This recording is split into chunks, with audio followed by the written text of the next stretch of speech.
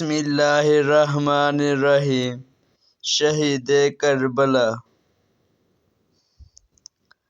یوں تو دنیا کی تاریخ کا ہر ورق انسان کے لیے عبرتوں کا مرکز ہے، خصوصاً اس کے اہم واقعات انسان کے ہر شعبہ زندگی کے لیے ایسے اہم نتائج سامنے لاتے ہیں جو کسی دوسری تعلیم و تلقین سے حاصل نہیں ہو سکتے۔ اس ہے جو دوسری وطن لیے قرآن کریم کا ایک بہت بڑا حصہ قصص اور تحریر کا مشتمل ہے۔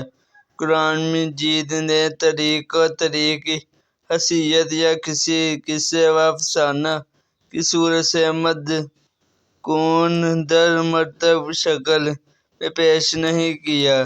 اس میں یہی اشارہ ہے کہ تاریخ خود اپنی ذات میں کوئی مقصد نہیں بلکہ وہ نتائج ہے جو تاریخ و اقوام اور ان میں پیش آنے والے واقعات سے حاصل ہوتی ہے۔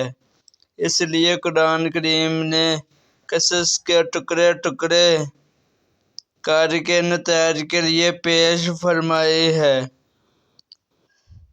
سیدنا و سید شباب اہل الجنہ حضرت حسین بن علی رضی اللہ تعالی عنہما کا واقعہ شہادت نہ صرف اسلامی تاریخ کا ایک اہم واقعہ ہے بلکہ پوری دنیا کی تاریخ میں بھی اس کو ایک خاص امتیاز حاصل ہے۔